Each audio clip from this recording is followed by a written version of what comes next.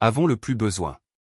Le père d'Elliot Granger est mort, le laissant ruiné, luttant pour la garde de sa fille et avec l'héritage le plus étrange imaginable, un sous-marin soviétique rouillé dans un marais de Virginie. Tout le monde disait qu'il était hanté. Tout le monde disait de s'en tenir éloigné. Quand on est désespéré, on explore toutes les options. À l'intérieur de ce sous-marin, Elliot et sa fille Lena, âgée de 8 ans, ont trouvé un coffre-fort caché. Pas n'importe quel coffre-fort, mais un rempli de secrets qui pourraient valoir des centaines de millions. Le genre de secret que des gens puissants tuaient pour protéger. Mais quel secret mortel son père avait-il protégé toutes ces années? Avant de continuer, dites-nous d'où vous nous écoutez, et si cette histoire vous touche, assurez-vous de vous abonner car demain, j'ai quelque chose d'extraordinaire en réserve pour vous. Le brouillard matinal s'accrochait au marais salant comme de vieux souvenirs. Dense et persistant. Elliot Granger était au bord de la propriété héritée, fixant la vue impossible devant lui. À 300 mètres de l'eau navigable la plus proche, engloutie par 40 ans de végétation des zones humides de Virginie, gisait un sous-marin, pas un bateau de plaisance ou de recherche, mais un authentique sous-marin soviétique de la guerre froide. Son kiosque perçait l'herbe. Des marais comme un monument à des conflits oubliés. La coque rouillée s'étendait sur près de 90 mètres à travers les massettes et le riz sauvage. Sa peau de métal sombre, mouchetée par des décennies d'intempéries et de négligence. Les vignes avaient recouvert le boîtier du périscope. De petits arbres poussaient des fissures dans le revêtement du pont. La nature avait tenté de digérer cet intrus, mais l'acier et l'obstination avaient gagné la longue bataille. « Papa, on dirait une baleine endormie », murmura Lena, sa petite main trouvant la paume calleuse d'Elliot. À 8 ans. Lena te montrera le chemin. Elliot n'avait pas parlé à son père depuis 15 ans. Thomas Granger avait disparu de leur vie quand Elliot avait 18 ans, ne laissant que de vagues explications sur un travail important et la protection de ceux qui comptent. Sa mère était morte en croyant que son mari n'était qu'un homme de plus incapable de supporter le poids de la responsabilité familiale. Incliné. Son flanc bâbord s'enfonçait plus profondément dans le fond marécageux. L'accès semblait possible par ce qui ressemblait à une trappe d'urgence près de la poupe, bien que des décennies de familiarité, non avec surprise. « Vous avez déjà vu ça » dit Elliot. « Je documente l'impact écologique depuis 3 ans. L'écosystème local s'est remarquablement bien adapté. La coque fournit un substrat pour des communautés végétales uniques, et les chambres intérieures sont devenues un habitat pour diverses espèces d'oiseaux des marais. » Lena jeta un coup d'œil autour des jambes d'Elliot, fasciné par cette femme qui parlait du sous-marin comme s'il s'agissait d'une caractéristique naturelle du paysage. « Je m'appelle Lena », annonça sa fille. « C'est notre sous-marin. Maintenant. » Katia sourit, l'expression transformant ses traits sérieux. « Un sous-marin est une grande responsabilité. Sais-tu comment en opérer un ?»« Pas encore », répondit Lena. Solennellement. « Mais papa construisait des bateaux, alors il pourra probablement comprendre. »« Construisait », insista Elliot, avant que le chantier naval ne réduise les effectifs. La conversation semblait surréaliste, 3 adultes et une enfant discutant de la propriété d'un sous-marin alors qu'ils avaient de l'eau jusqu'aux genoux dans l'herbe des marais. Comme si un tel héritage était monnaie courante. Mais rien du mois dernier n'avait suivi des schémas normaux. Les familles locales ont des histoires, continua Katia. Elles disent qu'il est de guerre. Elliot sentit la colère familière monter dans sa poitrine. Même dans la mort, son père restait un mystère. Un homme qui honorait la mémoire d'un sous-marin soviétique. Mais ne se souciait pas d'assister aux anniversaires de son petit-fils ou au mariage de son fils. Est-il jamais entré ? Demanda Elliot. Non, à ma connaissance, bien que je n'étais pas toujours. Avec des piles longue durée pour les fonctions essentielles, pompes de cale, contrôles atmosphériques. Après 40 ans ? Katia semblait sceptique. L'ingénierie soviétique était construite pour la permanence. Il surdimensionnait tout, surtout le matériel militaire. Lena avait trouvé ce qui semblait être une trappe de maintenance près de la ligne de flottaison. La lourde couverture en. Quelqu'un est entré, observa Elliot. Votre père, dit Katia à voix basse. Il avait des clés. La révélation n'aurait pas dû le surprendre, mais ce fut le cas. Son père. Le père absent qui avait manqué chaque moment important, avait d'une manière ou d'une autre eu accès à un sous-marin soviétique dans un marais de Virginie. La contradiction lui fit tourner la tête. Pourquoi ne l'a-t-il dit à personne? Pourquoi me l'a-t-il légué dans un testament au lieu de partager tous les secrets qu'il protégeait? Peut-être a-t-il essayé de vous le dire, dit Léna, brandissant un petit carnet qu'elle avait trouvé coincé derrière le mécanisme de la trappe. Peut-être est-ce sa façon de parler. Le carnet était enveloppé dans du plastique imperméable. Clairement placé avec intention. Les mains d'Elliot tremblèrent légèrement en le déballant. Les pages intérieures étaient remplies de l'écriture de son père, de schémas techniques, d'annotations de. Brillant, sans peur, voyant la merveille là où les adultes ne voyaient que des problèmes. Puis il regarda le sous-marin, cet héritage impossible qui défiait la logique et l'explication. Enfin. Il regarda Katia, qui les observait avec la patience de quelqu'un habitué à attendre que la nature révèle ses secrets. Je pense que nous sommes sur le point de le découvrir. Le vent du marais s'intensifia, apportant l'odeur du sel et des choses qui poussent. Quelque part au loin, un grand héron bleu appela de l'autre côté de l'eau, et au fond de la coque du sous-marin, quelque chose bourdonnait avec un but patient et éternel, attendant la bonne combinaison de courage, de curiosité et de besoin désespéré pour enfin dévoiler ses secrets. Elliot plia le carnet avec soin et le glissa dans la poche de sa veste. Demain, il reviendrait avec le bon équipement et un plan. Cette nuit, il lirait les mots de son père et essaierait de comprendre comment un homme qui n'avait pas pu rester pendant l'enfance de son fils avait d'une manière ou d'une autre laissé la clé de leur salut. « Viens, Léna, dit-il, lui prenant la main.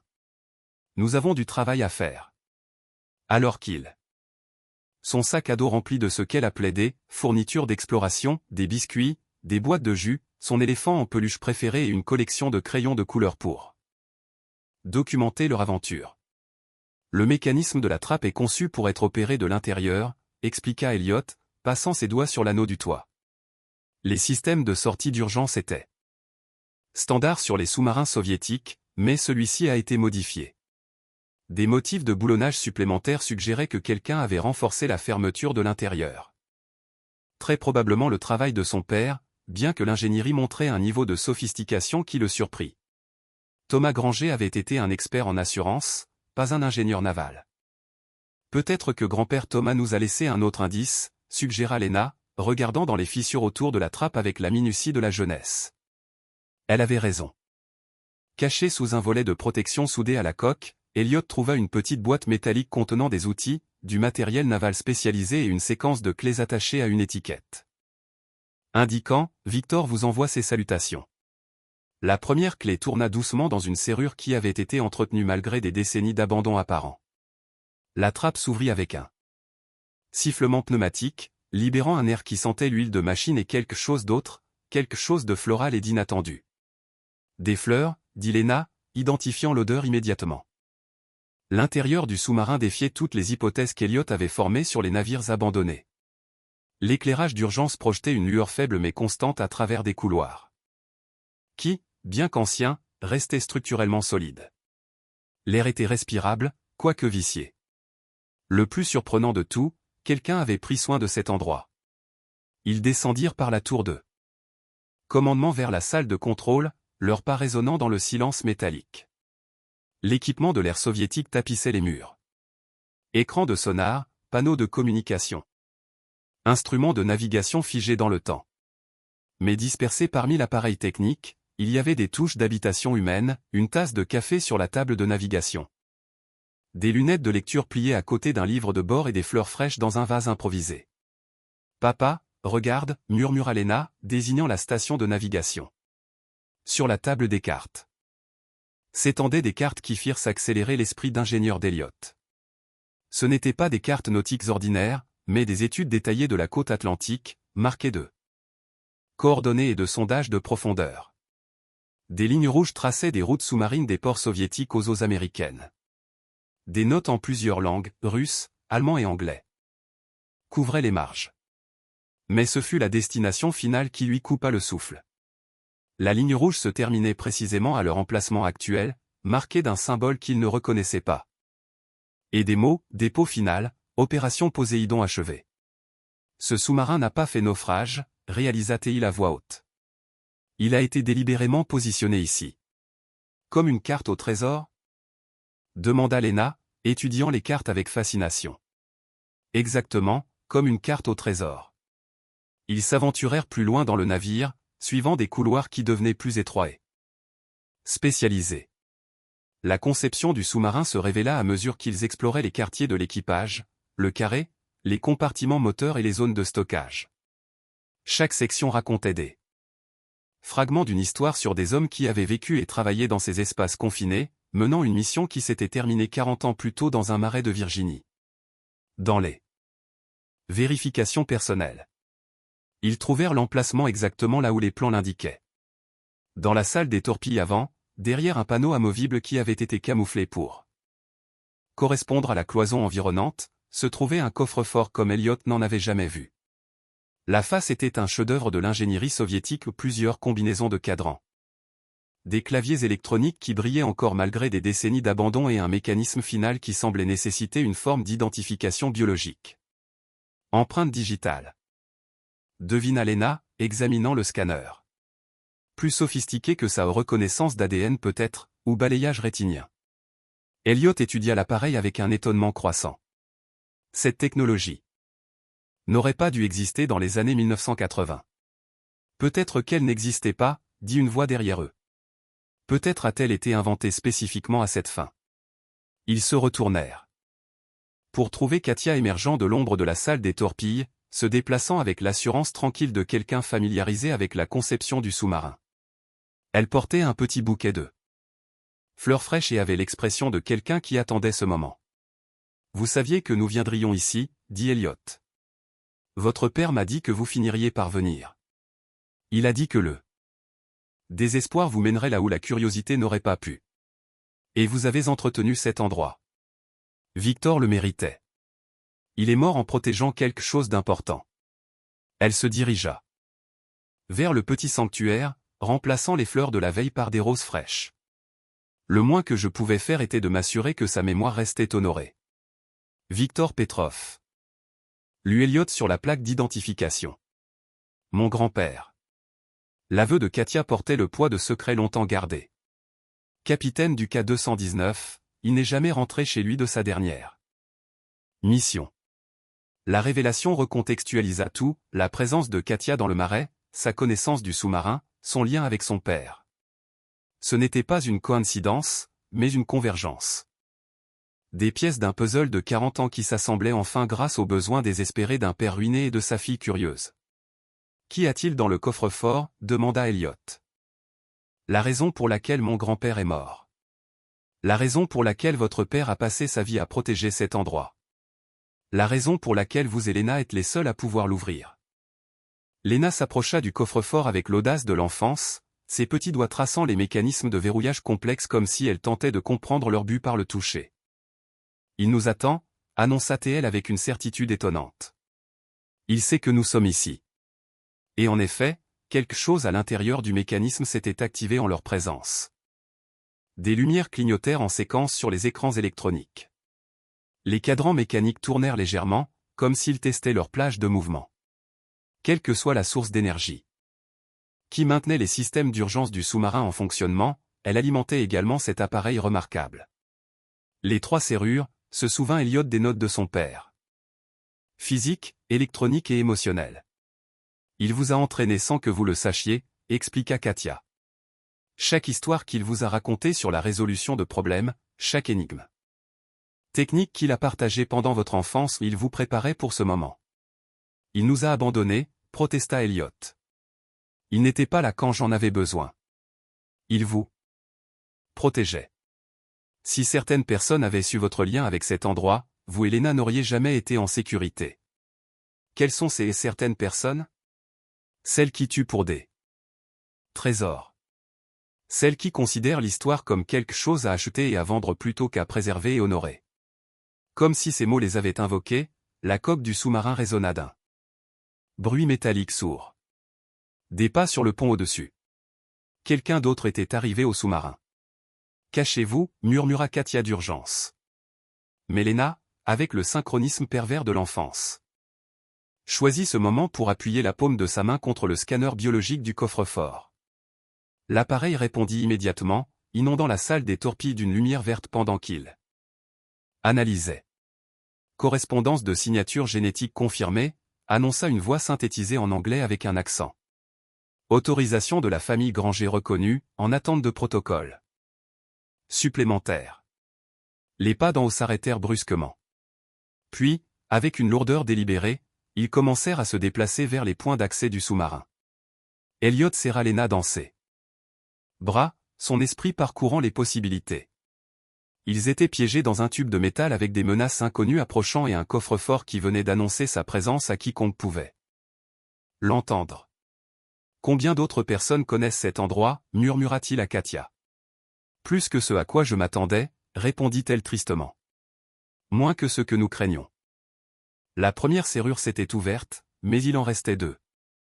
Et quelque part au-dessus d'eux, dans l'obscurité croissante de la fin d'après-midi dans le marais, quelqu'un s'approchait pour réclamer ce qu'il croyait lui appartenir. Les pas d'en haut devinrent plus déterminés, accompagnés du bruit d'équipements déplacés sur le pont du sous-marin. Elliot distingua au moins 3 paires de bottes différentes, ce qui suggérait une recherche coordonnée plutôt que de simples curieux locaux. Il y a une autre sortie, murmura Katia, les guidant plus profondément dans le ventre du sous-marin. Victor a conçu plusieurs voies d'évacuation. Ils traversèrent des passages étroits qui reliaient la salle des torpilles au compartiment moteur, guidés par un éclairage d'urgence qui semblait réagir à leur présence. Derrière eux, les systèmes électroniques du coffre-fort continuaient leur bourdonnement patient, attendant l'achèvement de leur séquence de déverrouillage. Dans les quartiers exigus qui abritaient autrefois les officiers supérieurs du sous-marin, Katia révéla un panneau caché qui s'ouvrit pour exposer une collection d'effets personnels soigneusement conservés dans des récipients étanches. Les artefacts racontaient l'histoire d'un homme qui avait su que sa mission serait la dernière. Les effets personnels de Victor, expliqua-t-elle. Sortant des objets qui parlaient autant du devoir militaire que du désir humain. Des médailles navales soviétiques, des photographies jaunies d'une jeune femme et d'un enfant, des lettres écrites en cyrillique et une montre mécanique qui gardait encore leur parfaite malgré 4 décennies d'abandon. Mais ce fut le dernier récipient qui coupa le souffle d'Elliot. À l'intérieur, enveloppé dans un tissu huilé, gisait un pistolet de service et un journal en cuir relié par un cordon. La couverture du journal portait le même symbole qu'ils avaient vu sur les cartes de navigation, la marque de l'opération Poséidon. Il a tout documenté, continua Katia, ouvrant le journal pour révéler des pages d'écriture méticuleuse en plusieurs langues. Les paramètres de la mission, le manifeste de cargaison, les raisons pour lesquelles il a choisi l'exil plutôt que le retour. Elliot étudia les pages, ses connaissances limitées du russe complétées par des schémas techniques qui transcendaient les barrières linguistiques. Le manifeste de cargaison fit que son esprit d'ingénieur lutta pour comprendre l'étendue de ce qu'il découvrait. Or, lut-il dans les annotations en anglais.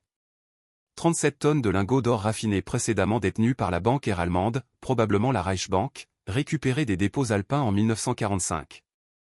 Transférés sous garde soviétique dans le cadre de l'opération Kuga.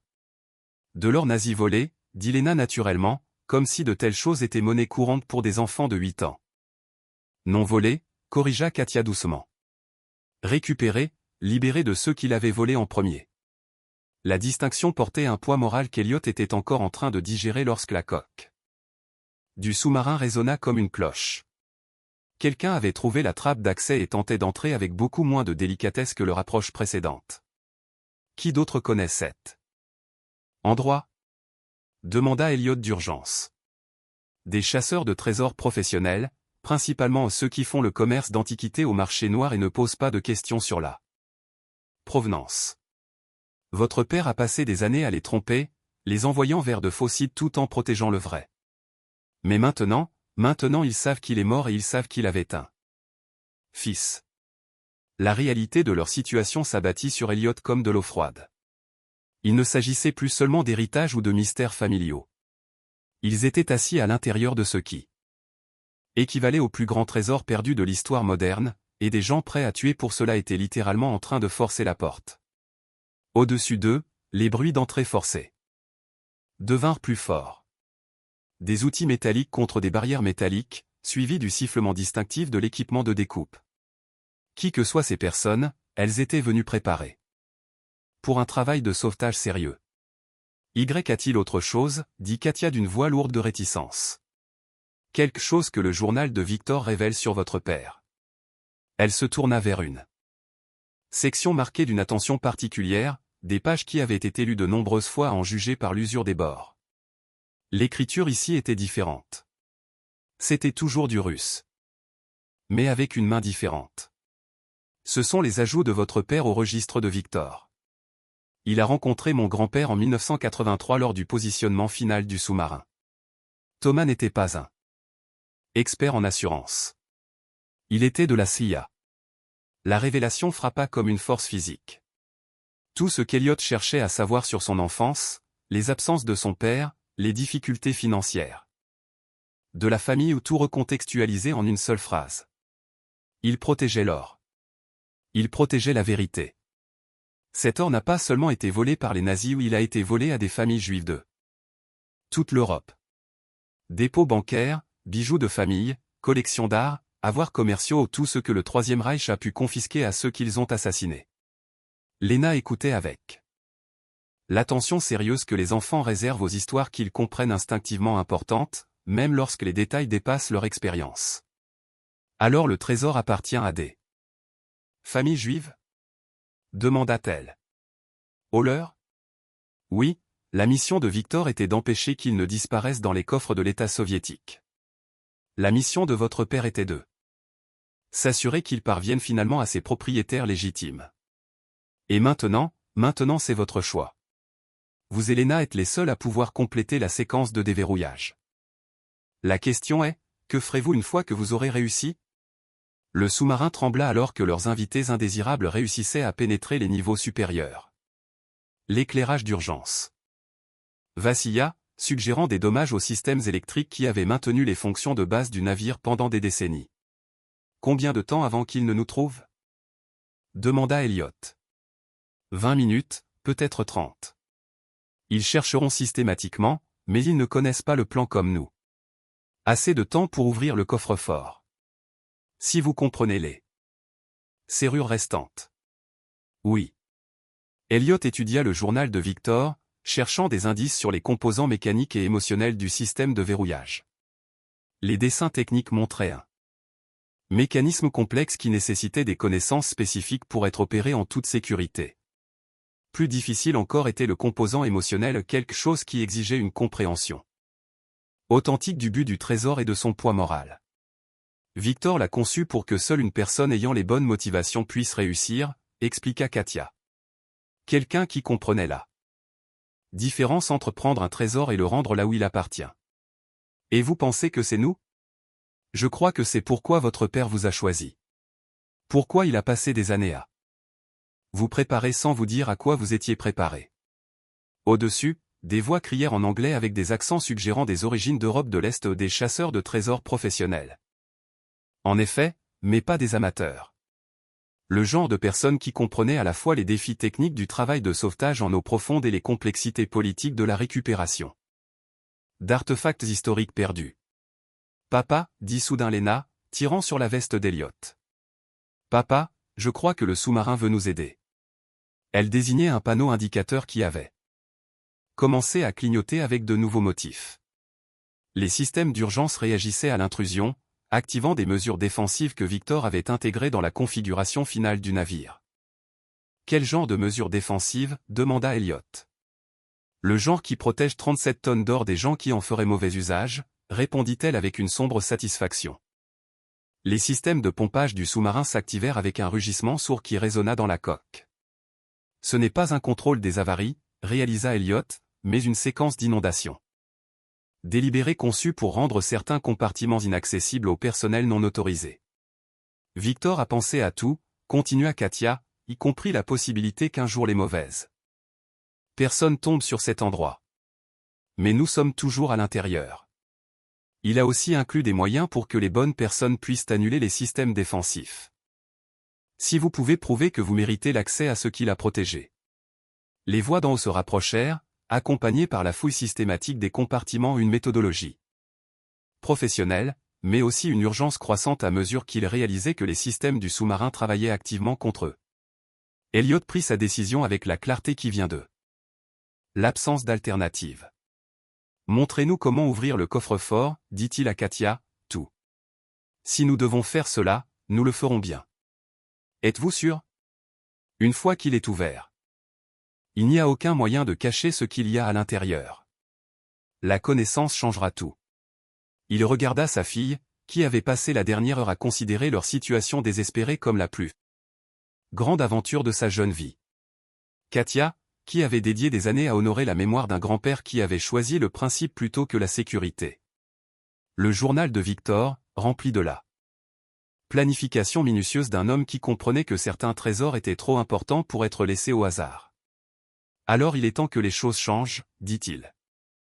Katia les guida de nouveau vers la salle des torpilles par des passages de maintenance qui évitaient les couloirs principaux où leurs invités indésirables menaient leurs recherches systématiques.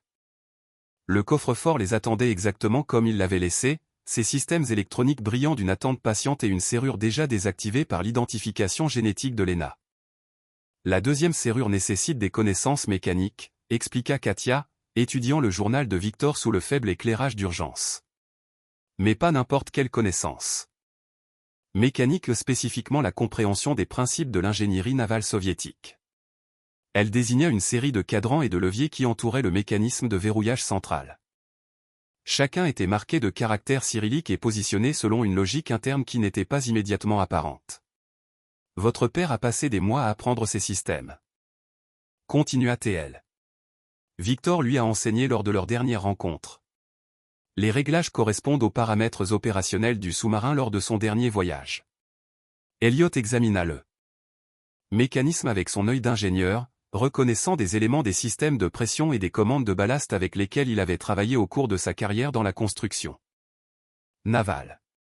L'ingénierie soviétique favorisait la redondance et la surspécification, mais les principes sous-jacents restaient constants dans toute l'architecture navale. Profondeur de tirant d'eau. Température moteur, pression du tube de torpille, murmura-t-il, identifiant les variables. Mais j'ai besoin des valeurs spécifiques de la mission finale. Ici, dit Lena, désignant une section du journal de Victor, qu'elle avait étudiée pendant qu'il parlait. Ses compétences en lecture étaient encore en développement, mais elle avait appris à reconnaître les chiffres et les motifs avec une précision remarquable. La page montrait une entrée de journal détaillée du dernier jour d'opération du sous-marin, coordonnées de navigation, relevés moteur, données atmosphériques. Et, surtout, les spécifications techniques précises qui serviraient de combinaison pour la serrure mécanique. Travaillant à la fois par instinct et par connaissance, Elliot commença à ajuster les cadrans pour qu'ils correspondent aux relevés finaux de Victor. Chaque réglage s'enclencha avec une précision satisfaisante, le mécanisme répondant à des entrées qui n'avaient pas été tentées depuis 4 décennies.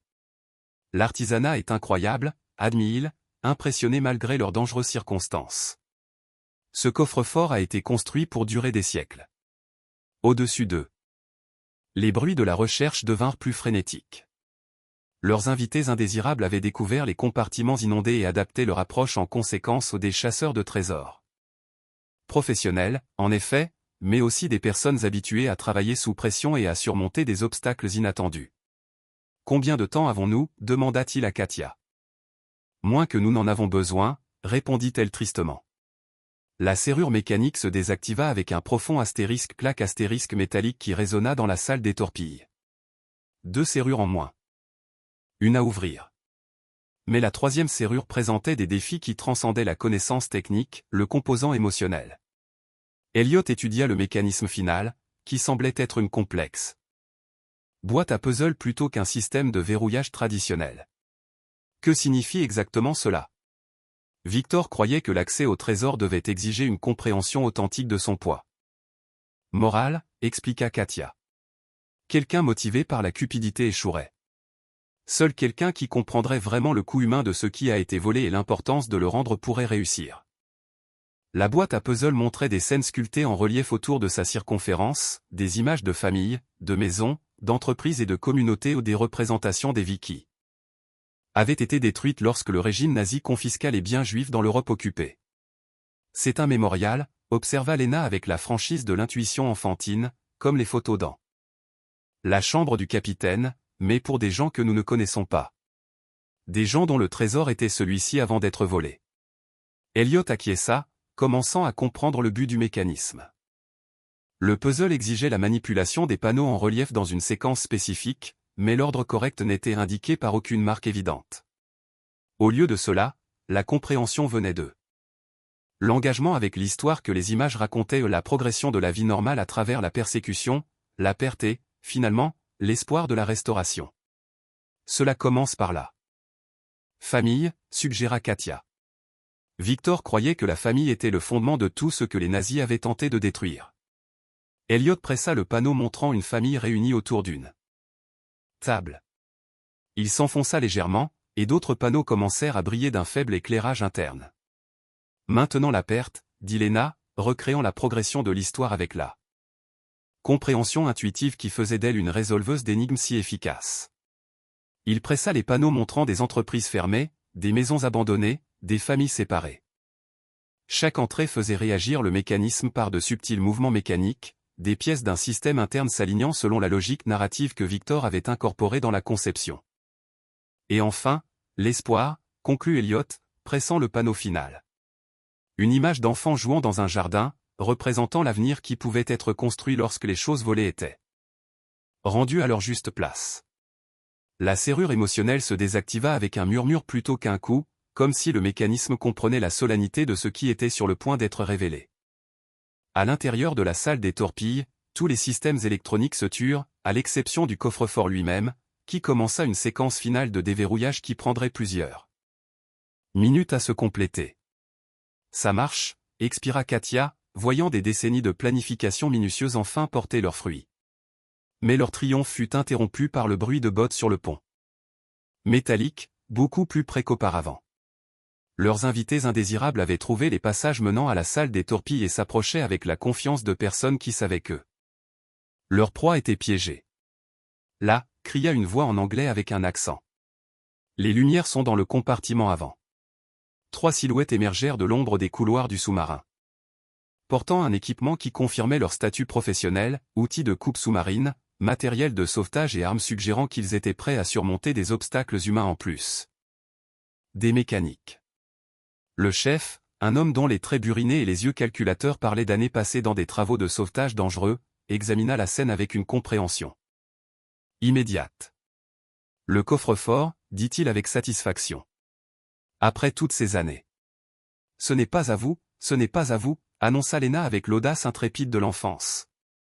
Se plaçant de manière protectrice devant le mécanisme qui traitait encore sa séquence finale de déverrouillage. Petite, répondit l'homme avec une patience condescendante. Ce trésor appartient à celui qui est assez fort pour le réclamer. C'est comme ça que le monde fonctionne. Oui, c'est comme ça que le monde a fonctionné pour les gens qui l'ont volé en premier lieu, répliqua Katia. Se rapprochant de Lena. Vieille histoire, nous sommes ici pour les réalités présentes. Mais pendant qu'elle parlait, le coffre-fort termina sa séquence finale. L'énorme porte s'ouvrit avec une précision hydraulique, révélant un intérieur qui défiait toutes les attentes qu'Elliot avait formées. Au lieu de lingots d'or empilés comme du bois de chauffage, le coffre-fort contenait un système d'archivage sophistiqué. Des compartiments climatisés conservaient des documents, des photographies et des registres qui racontaient l'histoire complète de l'opération Poséidon et son véritable but.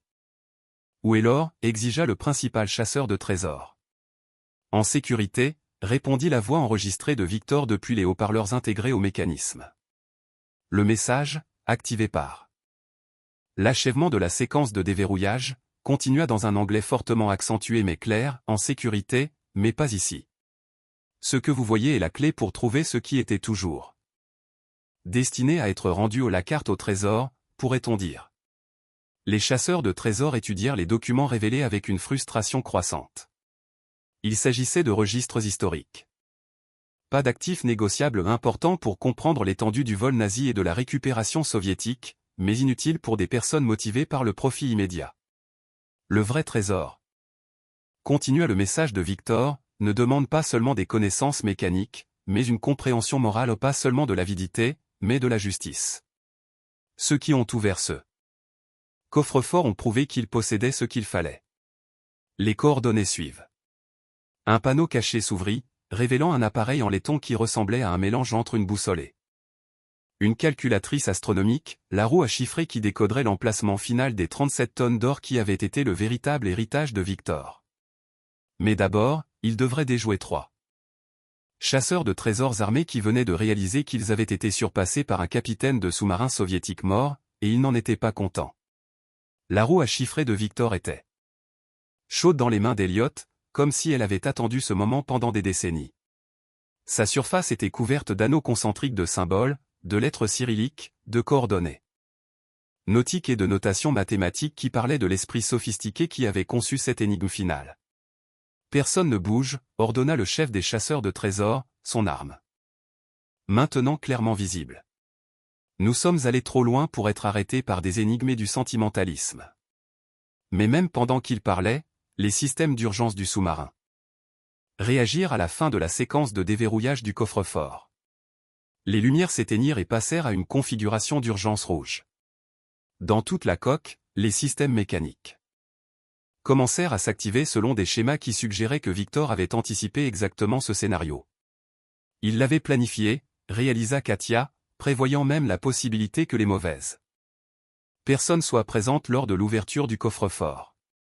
Les systèmes défensifs du sous-marin n'inondaient plus seulement les compartiments, ils reconfiguraient activement l'agencement interne du navire. Des portes blindées scellaient les voies d'évacuation, tandis que d'autres ouvraient des passages qui n'avaient pas été accessibles auparavant. Les chasseurs de trésors se retrouvèrent piégés dans un espace qui se transformait rapidement en un labyrinthe soigneusement conçu. « Qu'est-ce que c'est que ça » exigea l'un d'eux, essayant de reculer vers l'entrée pour constater que le passage était bloqué par une barrière de sécurité qui n'était pas là quelques minutes auparavant. « Ingénierie soviétique » répondit Elliott, étudiant la roue à chiffrer tout en gardant un œil sur ses geôliers de plus en plus agités. Ils ont intégré la redondance dans tout, y compris la possibilité que du personnel non autorisé puisse compromettre l'opération. Le journal du capitaine que Katia avait conservé contenait plus que de simples registres opérationnels. Il comprenait l'évaluation tactique complète de Victor sur la façon de protéger le trésor contre divers scénarios de menaces. Les chasseurs de trésors professionnels qui passeraient les défenses passives du sous-marin activeraient des contre-mesures actives conçues pour les contenir, jusqu'à ce que les autorités compétentes puissent réagir. Il n'y a pas d'autorité compétente, grogna le chef. Ce trésor est perdu depuis 40 ans. Celui qui le trouve le garde. Dites ça aux familles dont les comptes bancaires ont été vidés pour remplir les coffres nazis, dit Lena avec une franchise étonnante. Dites ça aux gens dont les maisons et les entreprises ont été volés. La clarté morale de la fillette de 8 ans sembla plus déconcerter les chasseurs de trésors que les arguments adultes de Katia. Les enfants, réalisa Elliott, avaient une façon de percer les rationalisations que les adultes utilisaient pour justifier des actions discutables. Pendant que leurs ravisseurs discutaient entre eux de la manière de déjouer les systèmes défensifs de Victor, Elliott étudia la roue à chiffrer avec une compréhension croissante. L'appareil n'était pas seulement une calculatrice de coordonnées, c'était un outil d'archivage complet qui racontait l'histoire complète de l'opération Poséidon. Chaque anneau de symbole correspondait à différents aspects de la mission, dates historiques, localisation géographique, personnel impliqué et surtout, le raisonnement moral qui avait guidé chaque décision. Victor n'avait pas seulement caché un trésor, il avait créé un dossier historique complet qui permettrait aux générations futures de comprendre pourquoi la mission avait été nécessaire. L'or n'est pas le vrai trésor, murmura-t-il, commençant à saisir le but plus profond de Victor. Quoi? Katia se pencha, maintenant sa voix assez basse pour que leur ravisseur ne puisse pas entendre. Regardez cette documentation. Des registres exhaustifs du vol nazi, des opérations de récupération soviétique. Des histoires de famille, des cadres juridiques pour la restitution. Victor n'a pas seulement sauvé l'or, il a préservé les connaissances nécessaires pour le rendre correctement. À qui? Demanda Lena, étudiant la roue à chiffrer avec fascination. À une fondation qui attendait cette information depuis 40 ans. Lut Elliott d'un texte nouvellement révélé qui apparut alors qu'il manipulait les réglages de l'appareil. Le Comité international pour la restitution des biens de l'Holocauste, établi en 1983, financé par des donateurs anonymes, dédiés à l'identification et à la restitution des biens volés aux familles survivantes. Votre père, expira Katia. Il a aidé à établir la fondation. La révélation recontextualisa toute la vie adulte de Thomas Granger. Il n'était pas un père absent poursuivant un travail mystérieux, mais un homme qui portait le poids de s'assurer que l'un des plus grands vols de l'histoire soit enfin réparé. Son absence de la vie familiale avait été le prix à payer pour protéger quelque chose de plus grand que le bonheur personnel. Je ne lui pardonne toujours pas, dit Elliot à voix basse, bien que sa colère portait maintenant des nuances de compréhension qu'il n'avait jamais ressenties auparavant. Il n'attendait pas le pardon, il attendait la compréhension. Finalement, les systèmes défensifs du sous-marin avaient achevé leur reconfiguration, piégeant les chasseurs de trésors dans une section du navire qui n'offrait aucune voie d'évacuation, mais aucun danger immédiat non plus. L'ingénierie de Victor avait été conçue pour contenir, plutôt que pour nuire, une distinction qui parlait des considérations morales qui avaient guidé toute l'opération. Ils ne peuvent pas nous garder ici éternellement, cria le chef des chasseurs de trésors, bien que sa voix montrait maintenant de l'incertitude plutôt que de l'autorité. Nous n'avons pas besoin d'éternellement, répondit Elliot, actionnant la roue à chiffrer à travers une séquence qui révéla la dernière pièce du puzzle de Victor. Juste assez de temps pour que les bonnes personnes arrivent, car c'est ce que le message final de la roue à chiffrer a révélé, non seulement les coordonnées de l'emplacement de l'or, mais aussi les codes d'activation pour un système de communication qui alerterait le comité international que l'opération Poséidon était enfin arrivée à sa conclusion. La Fondation surveille cet emplacement depuis des décennies, continua-t-il en lisant sur l'écran de l'appareil. Systèmes automatisés, surveillance par satellite, protocole de réponse d'urgence. Dès l'ouverture de ce coffre-fort, ils l'ont su. Comme invoqué par ces mots, les systèmes de communication du sous-marin s'animèrent avec des transmissions entrantes ou des voix officielles qui parlaient avec l'autorité de personnes qui attendaient ce moment précis depuis des années. K219. Ici équipe de récupération Alpha. Nous nous dirigeons vers votre emplacement avec pleine autorité légale pour la récupération d'actifs historiques. Veuillez accuser réception. Katia se dirigea vers la console de communication du sous-marin, qui était restée fonctionnelle malgré des décennies d'abandon. Équipe de récupération Alpha. Ici Dr Katia Bulkoff. L'archive de l'opération Poséidon a été ouverte avec succès. Nous avons le dossier de documentation complet et sommes prêts pour un transfert sécurisé. Reçu, Dr Bulkoff. Votre grand-père serait fier. Les mots avaient un poids au-delà de la courtoisie professionnelle. Ces gens connaissaient Victor. Ils avaient travaillé avec le réseau qu'il avait aidé à établir. Ils avaient passé des décennies à se préparer au moment où son sacrifice porterait enfin ses fruits. Comment connaissait-il Katia, demanda Elliot. Parce qu'elle a été leur liaison tout ce temps, admit-elle. Ma recherche botanique était réelle, mais elle servait aussi de couverture pour maintenir la sécurité de ce site. Le comité avait besoin de quelqu'un sur place qui pourrait réagir le moment venu. Et vous connaissiez mon père, vous connaissiez son rôle dans l'opération? Je savais qu'il vous préparait, vous Elena, à une éventuelle implication, même si je ne savais pas quelle forme cela prendrait. Au-dessus d'eux, les bruits des rotors d'hélicoptères indiquaient que l'équipe de récupération était arrivée avec l'équipement approprié pour les défis techniques d'extraction des personnes aidées. Archives d'un sous-marin encastré dans un terrain marécageux. Les chasseurs de trésors, réalisant que leur fenêtre d'opportunité se refermait rapidement, firent une dernière tentative désespérée pour récupérer quelque chose de valeur de leur expédition ratée. Mais les systèmes défensifs de Victor avaient été conçus par quelqu'un qui comprenait la différence entre la justice et la cupidité. Le compartiment contenant leurs réels 37 tonnes de lingots raffinés qui portaient les marques de leur vol et de leur récupération resta scellé derrière des barrières qui ne s'ouvriraient qu'aux personnes dûment autorisées par le comité international. La roue à chiffrer fournissait les coordonnées, mais pas les codes d'accès. L'or reste protégé jusqu'à ce que l'équipe juridique du comité puisse établir la chaîne de possession appropriée, lut Elliot de la dernière section de la documentation de Victor. Aucun individu, quel que soit son rôle dans la récupération, ne peut revendiquer la propriété. Le trésor appartient aux familles à qui il a été volé, et il leur sera restitué. Et nous? Demanda Lena. On a une récompense? Nous obtenons quelque chose de mieux qu'une récompense, répondit-il, regardant sa fille avec une nouvelle compréhension de ce que son père avait essayé de lui apprendre sur les valeurs qui transcendaient les considérations monétaires. Nous avons l'opportunité de contribuer à réparer les choses. À l'extérieur du sous-marin, l'équipe de récupération établissait un périmètre sécurisé et commençait le processus complexe d'extraction de 4 décennies de preuves historiques soigneusement conservées. À l'intérieur, 3 chasseurs de trésors frustrés contemplaient la réalité que leur plus grand coup s'était transformé en leur plus grand échec. Et dans la salle des torpilles d'un sous-marin soviétique qui avait trouvé son but final dans un marais de Virginie, un père, sa fille et la petite-fille d'un capitaine héroïque se préparaient à achever une mission qui avait commencé avant que l'un d'eux ne soit né.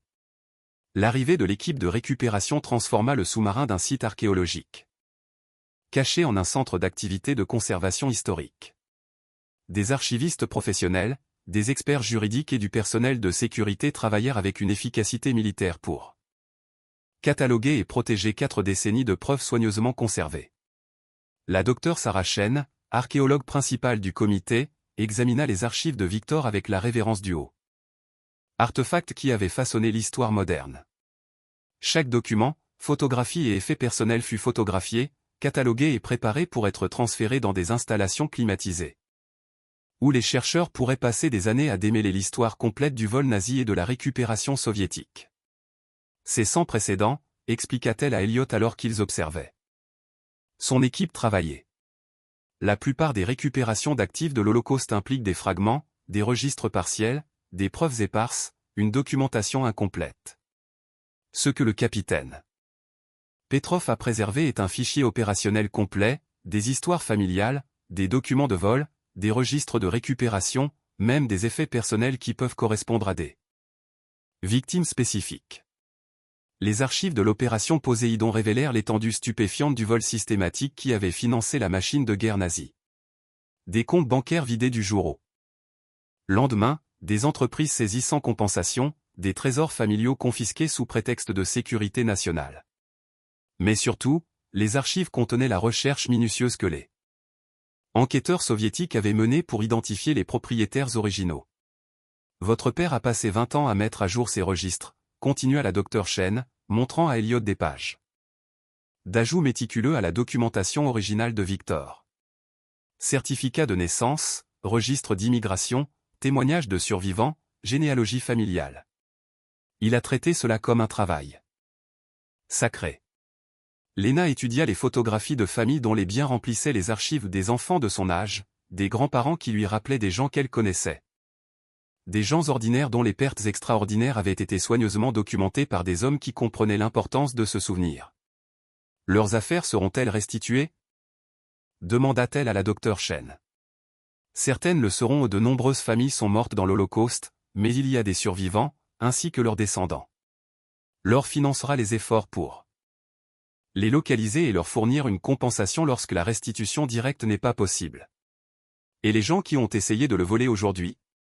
La docteure Chen regarda vers la section du sous-marin où les chasseurs de trésors restaient sous surveillance, attendant d'être transférés aux autorités fédérales. Ils feront face à des accusations de tentative de vol d'artefacts historiques et d'intrusion sur un site protégé, mais surtout, ils auront appris que certaines choses valent plus que leur valeur marchande. La roue à chiffrer continua de révéler de nouvelles couches d'informations à mesure que les spécialistes de l'équipe de récupération travaillaient avec ces mécanismes. Au-delà des coordonnées de l'or, elles contenaient des cadres juridiques pour la restitution, des informations de contact pour les organisations de survivants et des protocoles détaillés pour s'assurer que les actifs récupérés parviennent à leur destinataire prévu plus tôt qu'aux trésoreries gouvernementales ou aux collectionneurs privés. Victor avait pensé à tout, observa Katia, observant la révélation systématique du travail de toute une vie de son grand-père. Y compris la possibilité que les connaissances puissent être mal utilisées. Il a appris de l'histoire, acquiesça la docteure Chen. Trop d'efforts de restitution ont enrichi des institutions, tout en ignorant les victimes individuelles.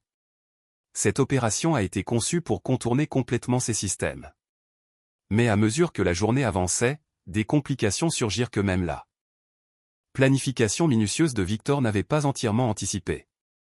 L'audience de garde qui pesait sur l'esprit d'Elliot était prévue pour la semaine suivante, et l'équipe juridique de Sarah avait découvert que son implication dans la découverte du sous-marin pourrait compliquer son dossier.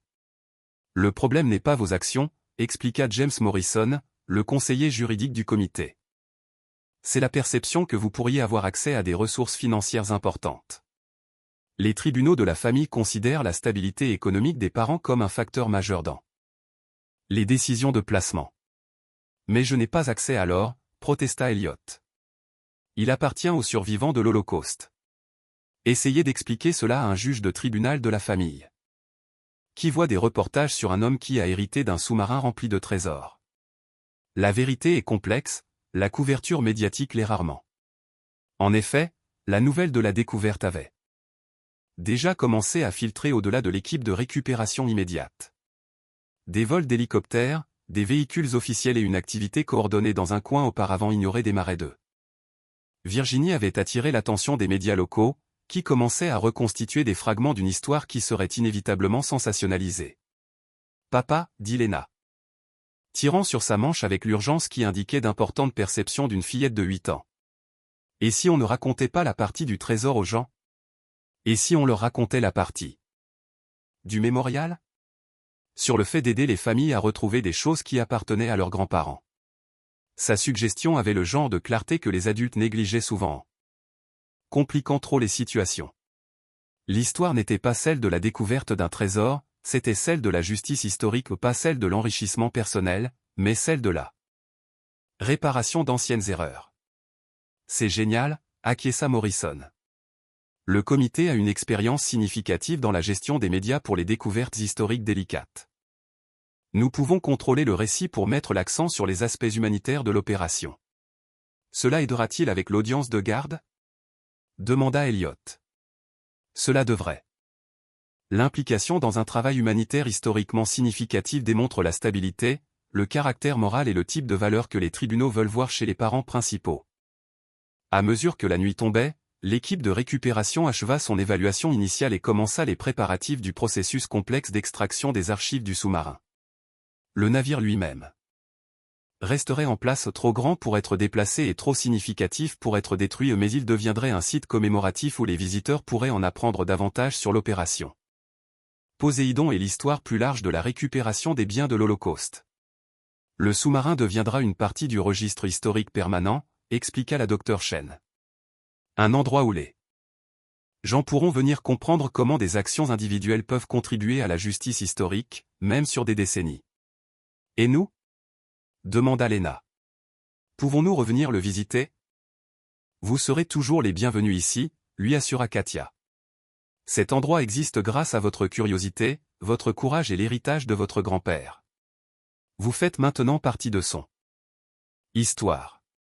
Mais même en célébrant l'achèvement réussi de la mission de 40 ans de Victor, Elliot sentit le poids de questions non résolues sur les décisions de son père et leur impact sur sa propre vie. Comprendre les motivations de Thomas Granger ne guérissait pas automatiquement les blessures laissées par son absence pendant les moments cruciaux de l'enfance. Il aurait pu trouver un moyen d'être présent dans les deux missions, dit-il à Katia alors qu'ils observaient le travail méthodique de l'équipe de récupération. D'autres personnes ont réussi à concilier responsabilité familiale et travail important. Peut-être que l'enjeu était trop important pour autre chose qu'un dévouement total. Nous ne saurons jamais quelle menace il vous protégeait en gardant ses distances. J'avais besoin d'un père, pas d'un protecteur. Elena a besoin d'un père maintenant. Un qui comprend la différence entre le trésor et ce qui compte vraiment. L'observation avait un poids qui allait au-delà de leurs circonstances actuelles. La découverte du sous-marin avait résolu les problèmes financiers immédiats d'Elliot. Le comité lui fournirait une compensation pour son rôle dans l'opération suffisante pour stabiliser sa situation et renforcer son dossier de garde. Mais plus important encore, cela lui avait permis de mieux comprendre le genre d'héritage qu'il voulait laisser à sa fille. Alors que la journée se terminait et que l'équipe de récupération sécurisait le site pour continuer le travail le lendemain matin, Elliot prit une décision qui aurait rendu son père fier, même s'il n'avait jamais eu l'occasion d'en discuter directement.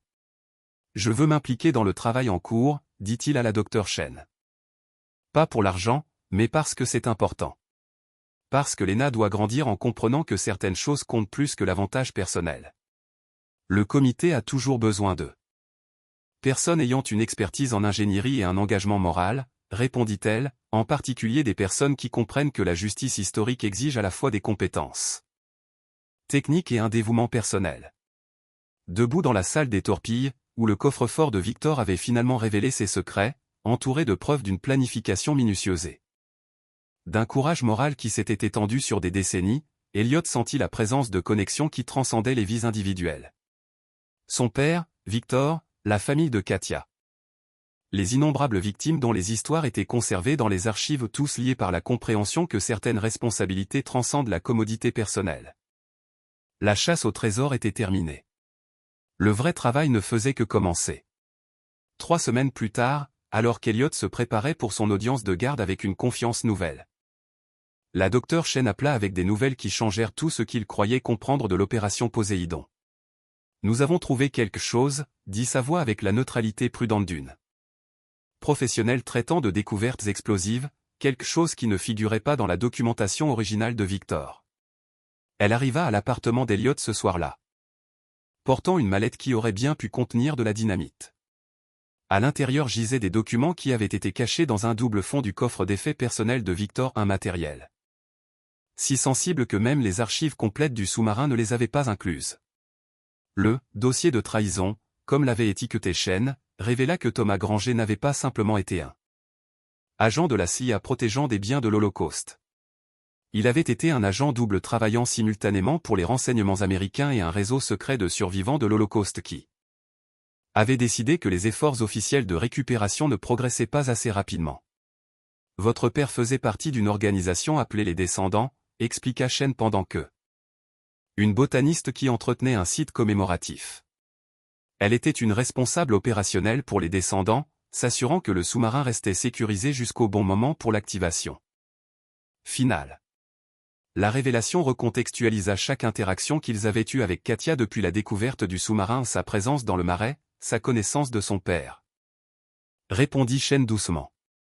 Le système d'identification génétique, les exigences de connaissances mécaniques, l'intelligence émotionnelle nécessaire pour comprendre les serrures morales du coffre-fort.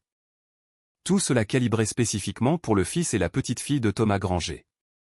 Les documents comprenaient des profils psychologiques, des analyses génétiques et des évaluations éducatives, qui montraient l'étendue de la planification qui avait façonné toute la vie d'Elliot. Sa carrière en ingénierie marine, son développement moral, même sa relation avec Lena avait été surveillée, subtilement influencée pour s'assurer qu'il serait capable de mener à bien l'opération Poséidon le moment venu. Tout était manipulé, dit-il. Les mots portaient des décennies de colère refoulée. Concernant l'absence de son père et la compréhension croissante que même ses choix d'adulte n'avaient pas été entièrement les siens. Non manipulé, corrigea Chen, préparé. Il y a une différence entre forcer quelqu'un à devenir ce qu'il n'est pas et créer des opportunités pour qu'il devienne ce qu'il est capable d'être. C'est comme ça. Votre père aurait pu programmer le coffre-fort pour accepter n'importe quelle signature génétique, n'importe quelle combinaison de connaissances mécaniques. Au lieu de cela, il a choisi de le rendre spécifique à sa famille parce qu'il croyait que vous, Elena, possédiez des qualités qui ne pouvaient être reproduites par l'entraînement seul. Quelles qualités? Courage moral sous pression, la capacité de voir au-delà de l'intérêt personnel immédiat vers des principes plus grands, le genre de caractère qui choisit la justice plutôt que la commodité.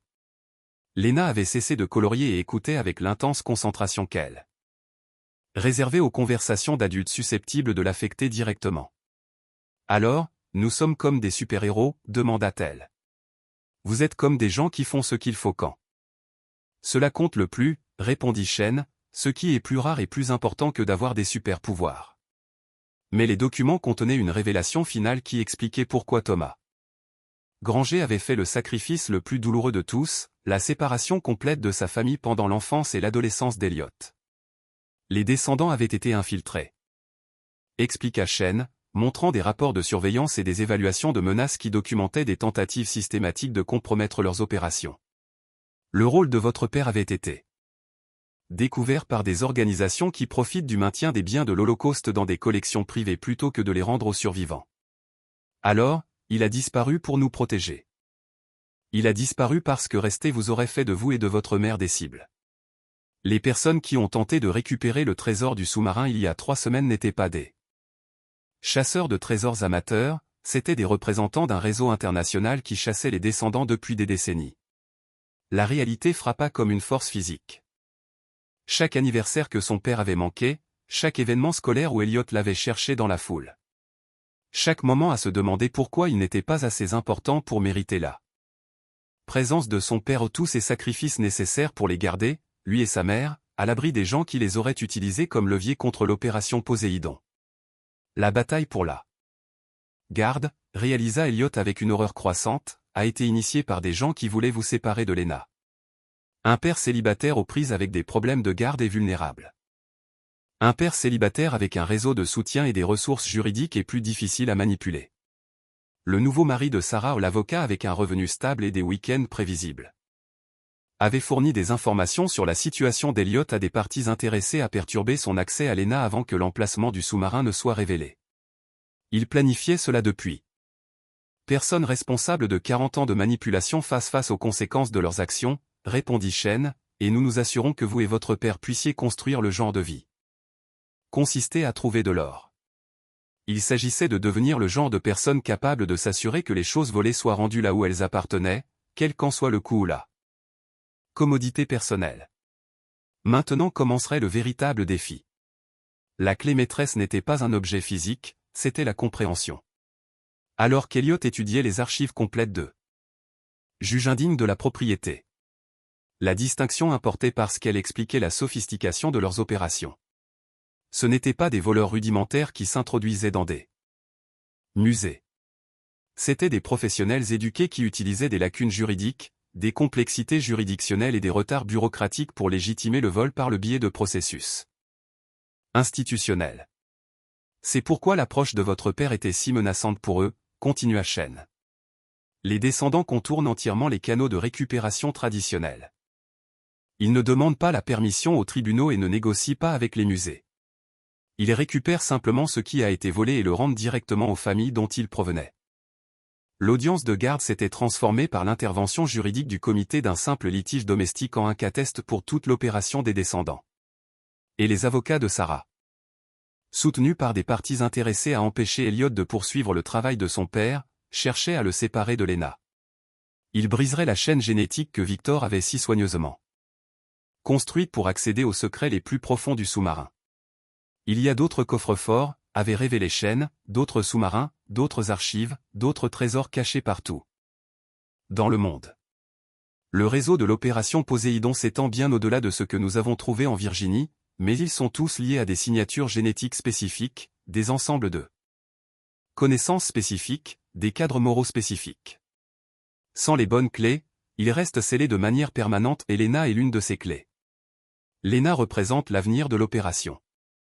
La prochaine génération élevée dès l'enfance pour comprendre le poids moral de la justice historique plutôt que de l'apprendre en tant qu'adulte dans des conditions de crise. La compréhension portait à la fois fierté et terreur. Elliot était fier que sa fille possède des qualités que des décennies de planification génétique et éducative minutieuse avaient tenté de cultiver. Mais il était terrifié par la responsabilité qu'un tel héritage impliquait pour son avenir. Elle peut choisir, lui rappela Katia lors de l'une de leurs séances de planification nocturne. Quand elle sera assez âgée pour comprendre toutes les implications, elle pourra décider si elle continue le travail ou poursuit une vie tout à fait normale. La clé est de s'assurer qu'elle est cette option, ce qui signifie gagner l'audience de garde, ce qui signifie exposer les forces qui manipulent sa famille depuis des années. L'équipe juridique du comité avait préparé une présentation qui révélerait la véritable nature du défi de la garde. Non pas une mère inquiète cherchant la stabilité pour sa fille, mais une tentative coordonnée de réseaux de vols internationaux. Pour prendre le contrôle d'actifs qu'il recherchait depuis des décennies.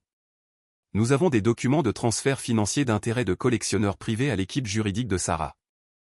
Expliqua Morrison. Des interceptions de communication qui montrent une coordination entre son avocat et des parties ayant des intérêts évidents à perturber les opérations des descendants. Même des preuves que le cabinet d'avocats de son nouveau mari est spécialisé dans la facilitation du transfert d'artefacts culturels contestés à des collectionneurs privés. Elle pourrait même ne pas le savoir, dit Elliot, luttant avec la possibilité que son ex-femme soit devenue un instrument involontaire de force qu'elle ne comprenait pas. Elle pourrait ne pas le savoir. Mais l'ignorance ne change pas l'impact de ses actions sur la sécurité de Lena et sa capacité à poursuivre un travail humanitaire vital. Les preuves étaient accablantes, mais les présenter exigerait de révéler l'existence du réseau des descendants et de potentiellement compromettre d'autres opérations dans le monde. Le comité avait décidé que le risque en valait la peine. L'opération Poséidon avait toujours été conçue comme une opération de divulgation destinée à exposer la guerre de l'ombre pour les biens de l'Holocauste au public au moment opportun. Votre père savait que ce moment viendrait, lui assura Shen, préparé à la possibilité que l'achèvement de l'opération exige le sacrifice de son secret. Certaines choses sont plus importantes que la sécurité opérationnelle. Comme quoi? Comme s'assurer que les générations futures comprennent la différence entre la justice et le vol, ou comme s'assurer que Lena grandisse dans un monde où les choses volées sont rendues au lieu d'être célébrées comme des acquisitions. À mesure que la date de l'audience approchait, Elliot se retrouva à passer de plus en plus de temps dans le complexité que l'analyse adulte négligeait parfois. Le sous-marin, en effet, était porteur d'espoir. Pas au sens naïf d'attendre des solutions faciles, mais au sens mature de maintenir un but malgré les obstacles. « Es-tu prête pour demain » lui demanda-t-il. « Et toi ?» La question avait plus de poids que la plupart des conversations d'adultes. L'audience de demain déterminerait non. Comprenant que certaines responsabilités transcendent la commodité personnelle. S'ils échouaient, elle apprendrait que de puissants intérêts pouvaient séparer les familles lorsque des principes plus ça ou surtout parce qu'il n'était pas là pour les anniversaires et tout ça il était occupé, s'assurant que nous étions prêts pour quelque chose de plus important que les fêtes d'anniversaire. Alors qu'ils se préparaient à quitter le sous-marin pour ce qui pourrait être leur dernière visite en tant qu'individu privé plutôt que symbole public de justice historique, Elliot sentit la confiance qu'il avait aidé à résoudre les énigmes de Victor et à ouvrir des coffres-forts qui avaient vaincu des chasseurs de trésors professionnels. Nous avons juste besoin de le prouver aux autres. La clé maîtresse, réalisa Elliot, n'était pas quelque chose qu'ils devaient trouver. C'était quelque chose qu'ils étaient devenus à travers le processus de compréhension de ce que signifiait réellement leur héritage. Maintenant, ils allaient découvrir si un juge de la famille pouvait reconnaître la différence entre le trésor et la justice, entre la garde et la responsabilité. Entre protéger un enfant et protéger l'avenir. L'audience du tribunal de la famille commença comme toute autre procédure de garde, 2 parents, leurs avocats et un juge essayant de déterminer quel arrangement servirait au mieux les intérêts d'un enfant. Mais dès la première heure, il devint clair que cette affaire redéfinirait la manière dont les systèmes juridiques comprenaient l'intersection. Suggérait une croyance sincère en leur validité. Votre honneur, conclut l'avocate, les activités récentes de M. Granger démontrent un comportement risqué qui place la fille de notre cliente dans des situations potentiellement dangereuses. Nous pensons que la sécurité et la stabilité de Lena seraient mieux servies dans un environnement familial plus conventionnel. La juge Patricia Williams avait entendu des arguments similaires des centaines de fois en 20 ans de tribunal de la famille, des parents d'âge moyen se disputant des enfants pendant que les avocats argumentaient sur la stabilité financière et la moralité. Mais lorsque Morrison se leva pour présenter la défense d'Elliot, elle réalisa que cette affaire défierait toutes les hypothèses qu'elle avait formées sur les litiges de garde. Votre honneur, nous allons présenter des preuves que ce défi de garde représente quelque chose sans précédent dans le droit de la famille américain. Une tentative de réseaux criminels internationaux de séparer un enfant de son père afin de perturber des opérations humanitaires qui menacent leurs profits illégaux. La salle d'audience se tut. Sarah semblait confuse. Son avocate semblait sincèrement surprise. Même Elliot sentit un moment de vertige lorsque la stratégie juridique du comité passa de la préparation à l'exécution. La présentation de Morrison commença par une documentation historique, le vol de biens de l'Holocauste, les opérations de récupération soviétiques, l'échec systématique des efforts officiels de restitution pour rendre les biens volés aux familles survivantes. Un témoignage historique standard qui établit le contexte de ce qui allait suivre. Puis, il présenta les lingots d'or eux-mêmes. Preuve physique apportée à la salle d'audience dans un chariot sécurisé. Chaque lingot marquait des sceaux de l'aigle impérial nazi et de la documentation de récupération soviétique 37 tonnes d'or. Raffiné qui racontait une histoire s'étendant sur 3 générations de vol, de récupération et de protection. Ces artefacts représentent le plus grand trésor de biens de l'Holocauste récupéré. Jamais découvert, expliqua Morrison à la juge Williams, qui étudiait les lingots avec la fascination de quelqu'un confronté à l'histoire tangible. Ils ont été préservés par un capitaine de sous-marin soviétique qui a choisi l'exil plutôt que de les rendre au coffre de l'État, protégés par un agent de la CIA qui a sacrifié ses relations familiales pour assurer leur retour éventuel au contrôle de ses actifs et a perturbé le réseau de récupération qui restitue les biens de l'Holocauste volés aux survivants depuis des décennies. La présentation des preuves qui suivit ressembla de Sarah. Des interceptions de communication révélant la coordination entre son avocat et des parties connues pour trafiquer des artefacts culturels volés. Des preuves documentaires que le cabinet d'avocat de son nouveau mari était spécialisé dans la légitimation des transferts d'objets historiques contestés à des collectionneurs privés. Votre honneur, continua Morrison. Mademoiselle Patterson n'est peut-être pas consciente de la manière dont elle est utilisée, mais l'effet de son action en justice est clair. Séparer M. Granger de sa fille briserait une chaîne génétique qui protège des actifs historiques d'une valeur de centaines de millions de dollars contre le vol par des réseaux criminels internationaux. Le visage de Sarah montra une réelle stupeur à mesure que les implications devenaient claires.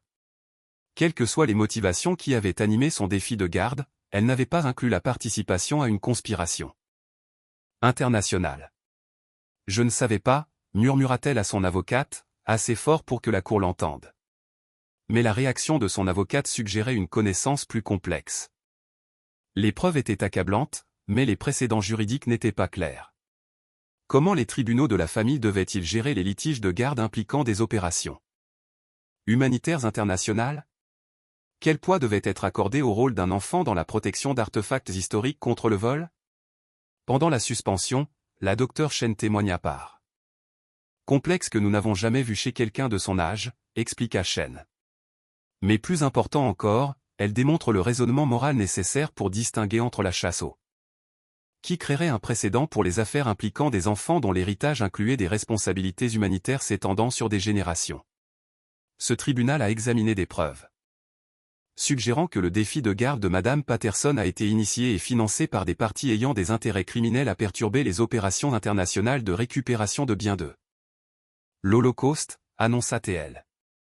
Bien que Madame Patterson elle-même semble ignorer ces liens, l'effet d'accorder sa requête serait de séparer une enfant d'un travail humanitaire d'une importance sagesse qui transcenderait les frontières juridictionnelles et reconnaîtrait que certains enfants héritent de responsabilités qui rendent les arrangements de garde conventionnels impossibles.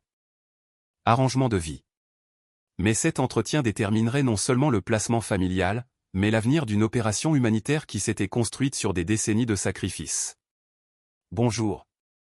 Lena, dit doucement la juge Williams alors que la fillette de 8 ans s'asseyait sur une chaise qui semblait trop grande pour son petit corps.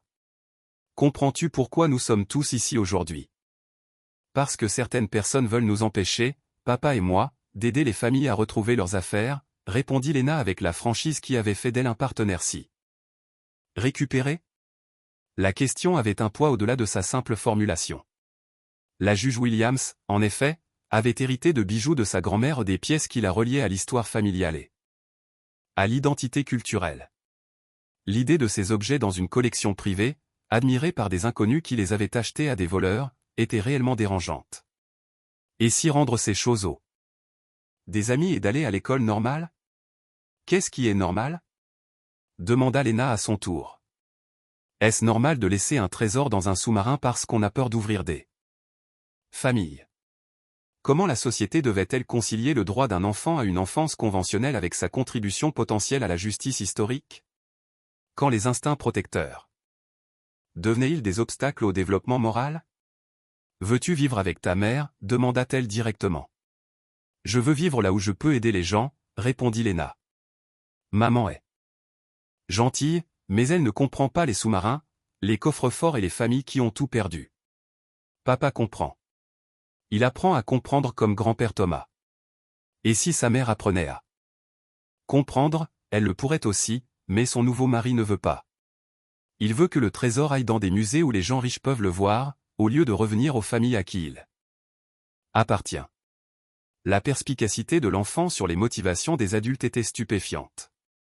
À un moment donné au cours du dernier mois, Lena avait développé une compréhension des complexités. Telle clarté de la responsabilité morale.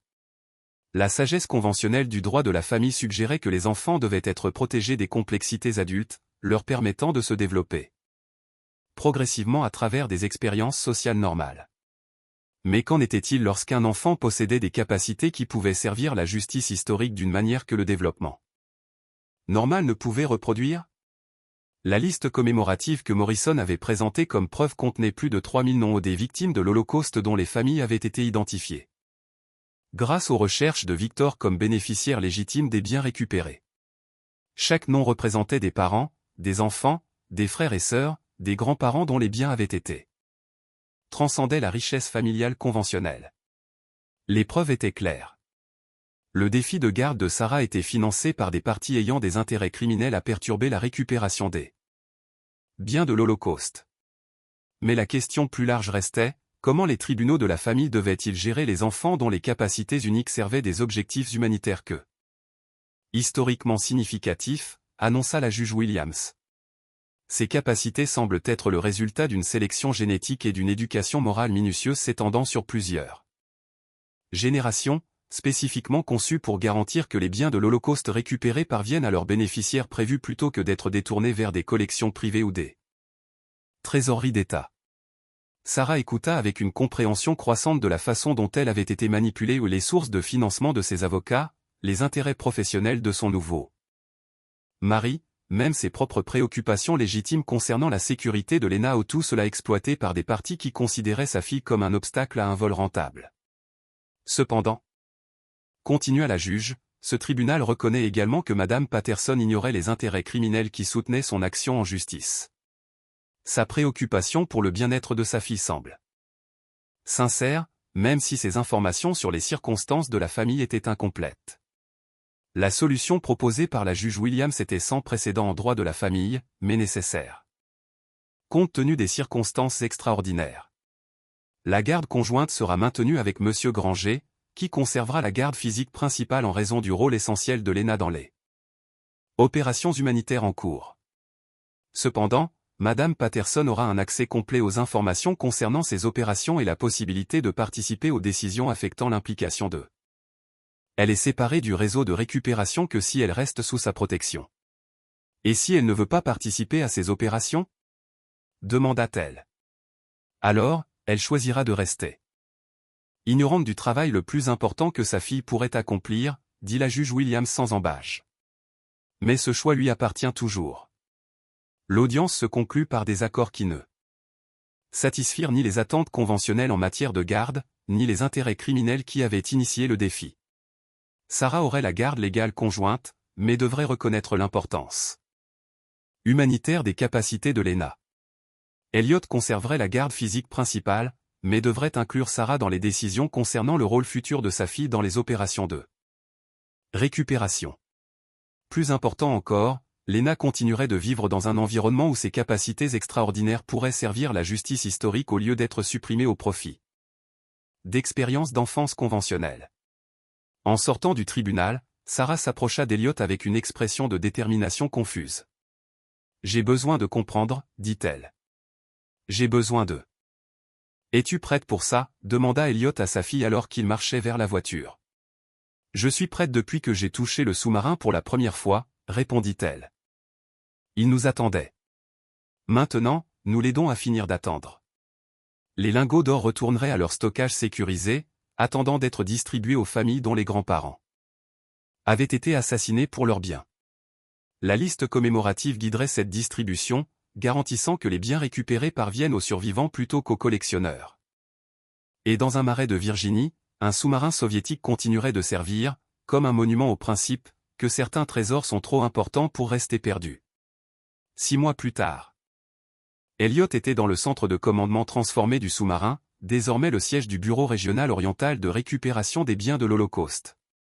Le navire s'était transformé d'une relique cachée en une installation de recherche entièrement opérationnelle avec des archives climatisées, des systèmes de communication par satellite et un stockage sécurisé pour les artefacts en attente d'être restitués à leur famille légitime.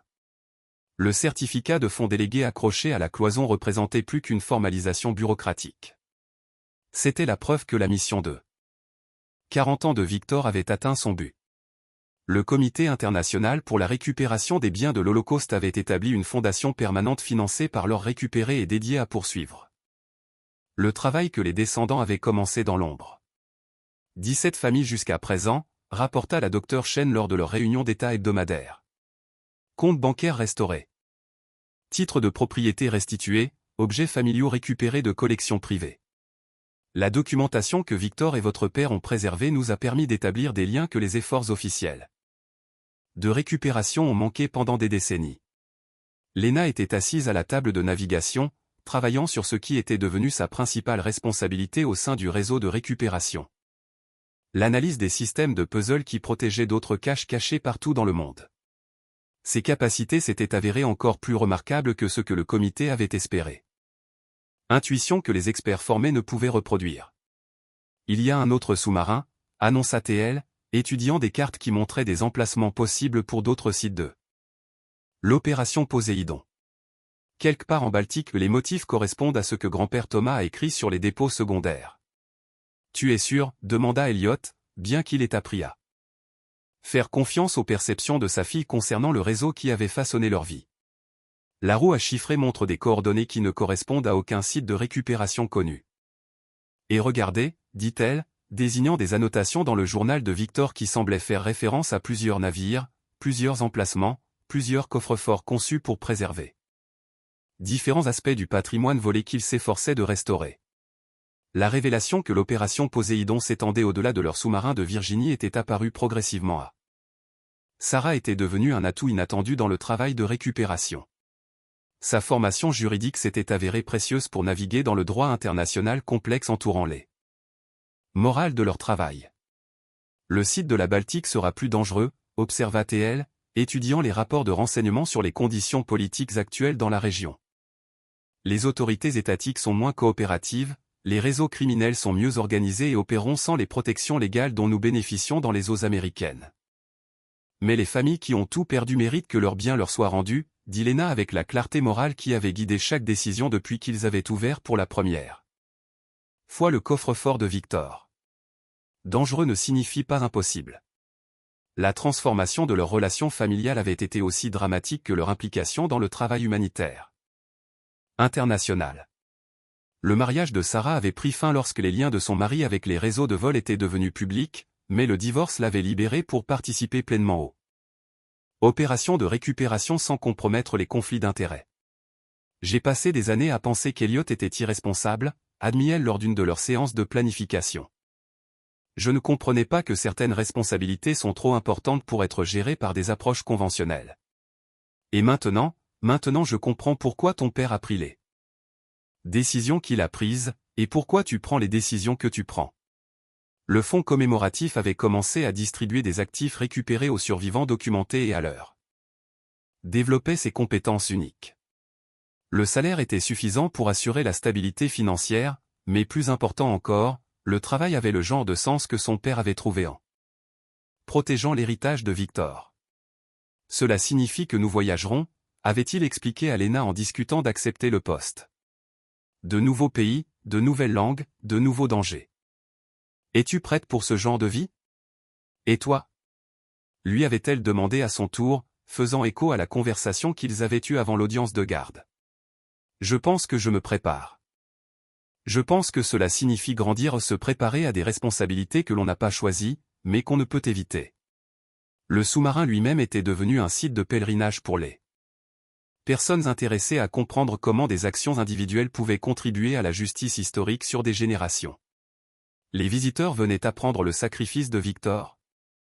Des résultats que les gouvernements et les organisations internationales n'ont pas pu obtenir. Et que leur dis-tu? Je leur parle de vous et de Lena. Comment le désespoir et la curiosité ont mené à la compréhension. Comment la compréhension a mené à l'action, comment l'action a mené à la justice. Je leur dis que les trésors les plus importants sont ceux que nous préservons pour les générations futures au lieu de les réclamer pour nous-mêmes.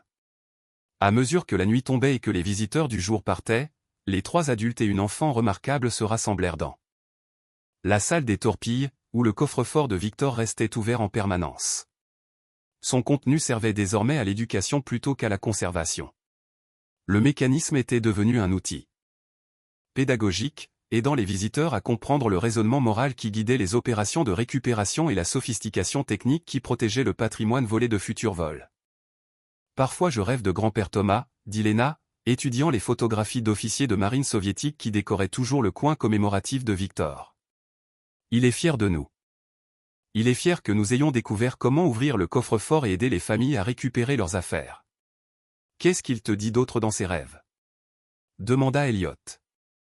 Il dit qu'il y a plus de travail à faire, plus de sous-marins, plus de coffres-forts, plus de familles qui attendent que les affaires de leurs grands-parents rentrent à la maison. Il dit: la prochaine aventure sera encore plus importante que celle-ci.